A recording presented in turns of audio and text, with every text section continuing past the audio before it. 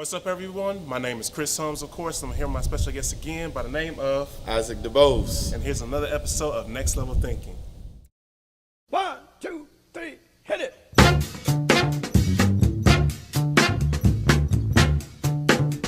Watch me! Watch me! I got it!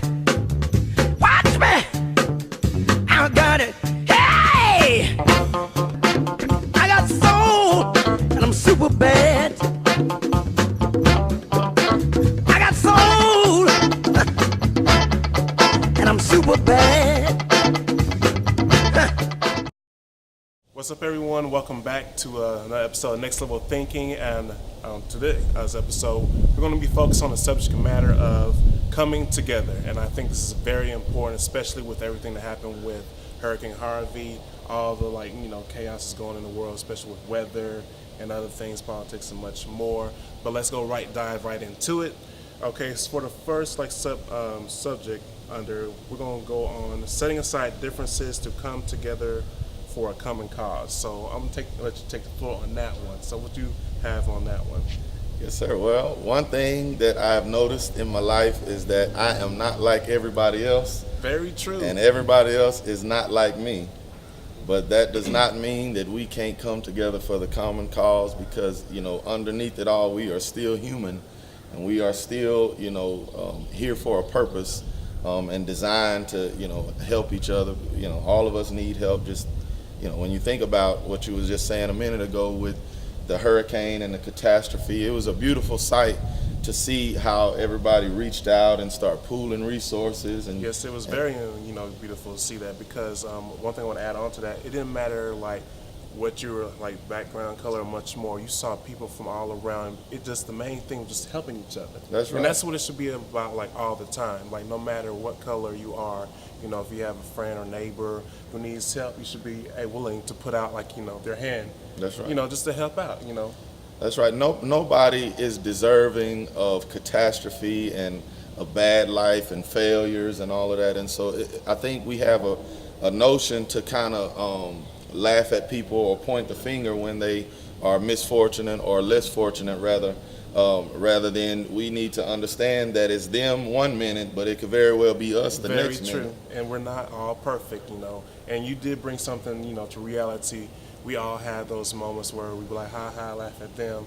And we forget as sometimes, that same thing that happened to them and their family may happen to us. And, we are all human beings. We're going to make flaws. But, the beautiful thing about, with us, making our flaws and much more is we're able to progress and grow. Yes, sir. And make an impact from what we experience and to, bring that information from our own experience and teach down to next generations and much more. Right. Okay. All right, let's go on to the next one. I hit on it a little bit, but we're going to go more in depth onto it, is don't let color be the reason you don't connect with your blessing. Yeah, man, I think it's so silly to be distracted or blinded by somebody's skin color. It's very cliche, but if everybody cut themselves, it's going to be the same type of blood.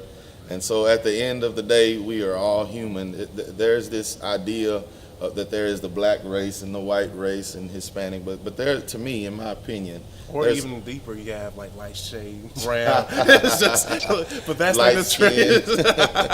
Mocha.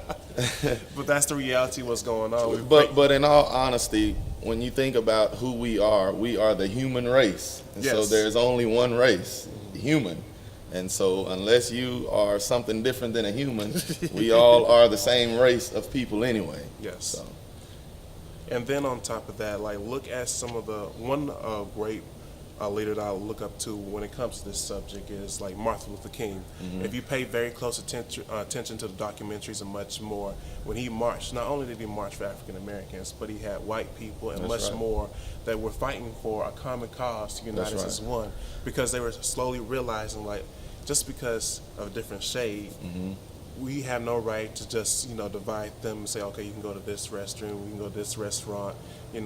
It's still, I hate to say psychologically it's there, but we need to look up to our leaders such as Martin Luther King. Absolutely. Who fought for us to all be in the same classroom setting together and live the blessing of life together as one. Yeah, man, and I want to also speak on just the idea of this whole, especially in this country, the black and the white.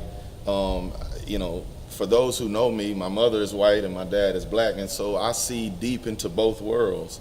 But when you spoke about Martin Luther King earlier, I just wanted to kind of reiterate that his movement was very powerful, not because of just what he and the black community did, but you should never underestimate the power that a white person has when they stand up against racism and stand for their fellow man, a black man. That is power in a white man who is able to stand for a black man. There's power in that. Because it just pretty much destroys like that whole division. Right. Because it like the visual is like we see the division already set, but like they see the black and the white or any other kind of race together, it's like, what are we doing? Yeah. They were able to come together for a common cause and protest or speak out, saying like this is pretty much Yes, wrong. sir. And silence is harmful. Yes. And so you gotta speak up. If you say you are for me, when things happen, don't get quiet, because that means you might not be as for me if you profess to be. And so speak up. It's one of those things like actions speak louder than words. Then on my own personal experience, like, a lot of times one of the themes is they carry like a color with Democrat or carry a color with Republican and much more. And I have my different views. I'm not gonna get too much in depth with the political views and much more. But I have a good friend who's very Republican. He's white, but we are able to, even though we disagree on different subject matters and things like that, still be good friends and continue to go with our lifestyle. And a good thing to do is, I've heard it said, if you ever wanted to understand why we are so apart, dealing with the skin color and all of that kind of stuff, the reason why I would say is simply because we don't understand, another person's culture. And so to break down that or to combat that, I think the easiest or the best thing to do would be to find somebody that is not of your culture and just hang out with them, ask them some questions, find out why they see things the way they see them and believe things the way that they believe them. That is the best way. It goes to the old saying, you haven't walked like, I guess, a mile in my shoes. And when you hang around and see their lifestyle, the culture, because there are different cultures, especially when it comes to your background, you see things differently. When you hang out with that person more, you will have a better understanding of why, they say these things, have that kind of expectation or experience so much more because of the way they were raised by their family, grandparents, and there's traditions that are passed down to kind of mold your beliefs and how you see things. So it all pretty much comes from where you come, like your background, culture, and much more. So I think the last one we want to hit on is understanding the big picture of why it's important to be united. Yeah, man, it's so important that we come together, especially when you think about the catastrophes and things that happen, because, I don't have a whole lot to offer of myself, and on my own.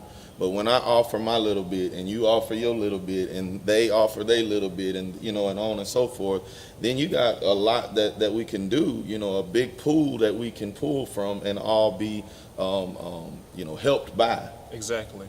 And let's look at the example. I'm going to go back to the storm of Harvey. It was amazing how when everybody was able to pitch in and raise like 24 million, 50 million, and much more in a matter of days. Now, I'm going to challenge not only us, but the people. But imagine if we were able to set aside our differences and let's say build like homeless shelters or school programs and much more, and we all together just go in as one. It's a fun and get these things going. A lot of things would be a lot more progressive and efficient and effective and like getting more, done than just being slowed down because of differences. Indeed. And I would even, once again, I know that there are a lot of cliche things that have been said, but I remember watching the movie Soul Food, and Big Mama said something very powerful, that's cliche, but it really means a lot. And she said something to the effect of, when you have all fingers separated, it's not much of a hit. But when you put all those fingers together, she said they can strike a mighty blow. kind of goes back to when we got our butt whipped for messing up. We started getting a little bit out of hand. Big Mama don't play. Yeah, at all. I know some viewers were like, yeah, I remember Big Mama. Big Mama didn't play at all. Go get the switch, baby. Oh, that was the worst feeling. You had to get your own switch. Yeah, man. I actually want to throw one other thing into the conversation is, what do you think is the biggest reason why it is so hard for us to come together? I think just simply because we don't understand. Ignorance has its way with all of us. Yes. And so knowledge is power. The more you can communicate and have dialogue, things like this. So like, once again, man, I really appreciate, all that you do. I know this ain't time for the shout out on the camera and all of that, but this is powerful, man. Just the dialogue, just talking and coming together as a whole. I think ignorance is our biggest problem. It is, because we're not able to sit at the dinner table, and discuss different views, or just come together in a public setting, Right.